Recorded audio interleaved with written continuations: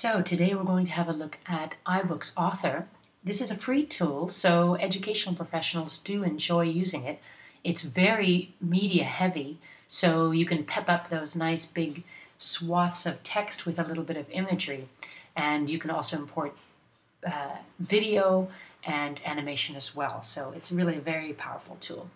You start by downloading it from the App Store. So whether you have a Mac or an Air, you can always just install it going straight through to the App Store.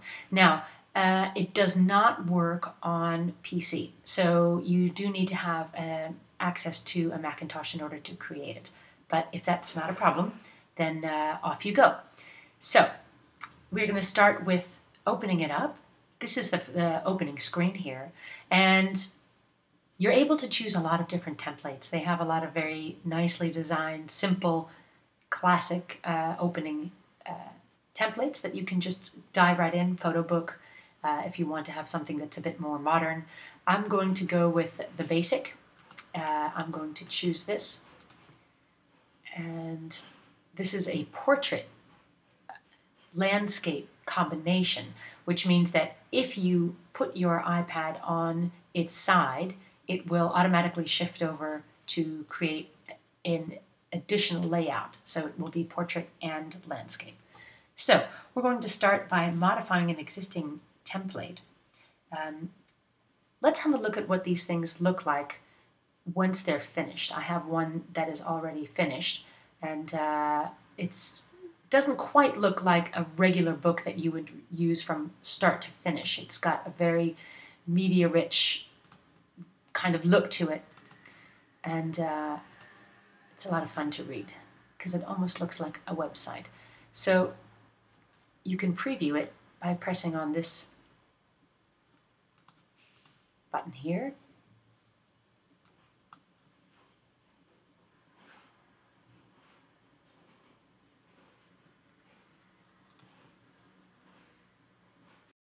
Okay, so we can start to see a little bit what it looks like. This is the cover, and we're going to have a look at how this thing looks. This is the dedication page. If I click here on the first chapter, double-clicking will get you pretty much where you need to go. And it's looking good to me. This is the text. I have chosen for a two-column layout, and that's looking interesting to me, so I can close that again. So let's go ahead and get started with our own book. We have a template here ready to go. I went with the classic one. Let's go ahead and get it a little bit larger. The first thing we'd like to do is set up our workspace so that we can really see what's going on here. Under View, you can have a look at a bunch of these little kind of windows. I like to show the layouts because this is where you create your masters. Masters mean that you create one design that runs along lots and lots of pages, so you don't have to keep on changing images throughout. If you want to have one standard chapter image every time you start a new chapter.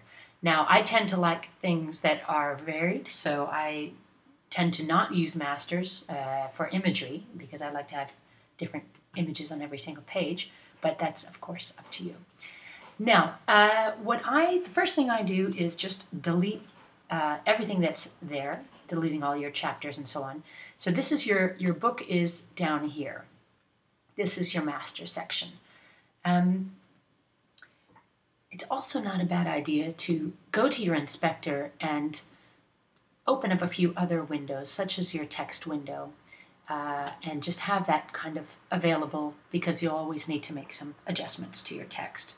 So let's go ahead and start adding our pages. First thing I like to do is rewrite this title. So this is the title of the book. I'm going to just select it, and I'm going to write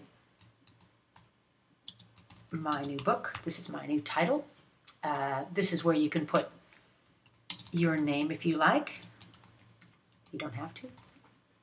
Anyway, so, and then we're going to get rid of this and choose something new as my book cover. So I have all my images open on a little folder here. I'm just going to go ahead and grab one. Now the wonderful thing about this tool is you can just grab pictures and dump them off in there. So I'm going to just grab this one here and dump it where it needs to go. There we go, all done. So there's my cover. Now you can adjust this by double clicking on it and increasing the size if you really want to have a nice blow up of it. And I think I will, just for fun, blow it up all the way. And then you double click to just remove it. You can also click on the little boxes on the corners here in case you want to really blow up the container as well. So you can even have it be full screen if you want. Might have a little bit of readability issues. That's okay. You can change the color right here by double clicking. When in doubt, double click on it and you can probably adjust it. So you can't read my name either. I'm going to double click and get that done as well. So I'm going to keep those colors open too because you never know when you need that. Now, so this is my cover. This is my intro media. Amazingly enough, you can actually have a little movie start you off. I am not going to do that because I'm a bit old school. So I'm going to take another image and just stick that in here. And there I am. So cover, little intro thing, picture. You don't have to use it if you don't want to. Here's my table of contents. Now you're saying, oh gosh, this is empty, what a drag. This will populate automatically as you build in your pages, so we can just leave that alone for now. Glossary is always a very good thing to do. You probably will have to add this piece by hand. What I'd like to do is set up your metadata. So if we just go through these things here, this is the very first button on this little inspector document panel. Metadata is very important when you are submitting this to the bookstore so that your work is searchable, and it's searchable for students and colleagues and publishers alike. So before you start, it's always good to have this filled out. Your author, title, the languages. Keywords are very useful as well to make sure that people can find it. Any kind of comments you want to add as well. If you just go through one at a time, you can see what each of these buttons do for you. A lot of these you won't need. They're going to be a little bit complicated at first. This one really is the one you want to focus on. This is how you control your text.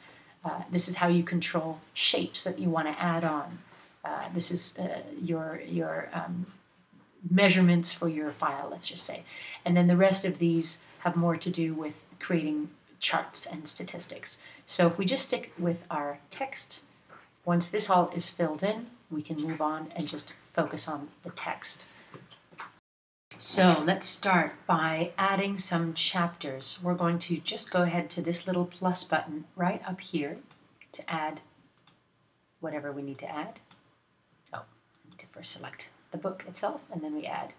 And there's lots of different things you can add. You can add a chapter with a preface, you can add a section, you can add just regular old pages. So I'm going to go ahead and add a chapter, just a standard looking thing. And then from here, I'm going to add a page. So just a regular page. You can choose, I like to have columns because it can be really difficult to read lengthwise across a landscape. So I'm going to go with that 2-column right there. And here we have just one page, right? And this little arrow, you can always change the layout once you have it. It's not written in stone, which I love about this program because you can always change everything. I'm going to go to my text. This is my Word document with the manuscript. It's not the full manuscript, it's only the first, I guess, chapter or so. So I'm going to just select all, just a simple Command A, and just need to think about it for a minute. Copy. Go back to my manuscript here, my iBooks. I'm going to double click on this area here to select all of this blank text. This lorem ipsum Latin that you see is what designers use to create dummy text. So we're going to just knock all that out, and I'm going to do a paste right in here, and voila, here is my book.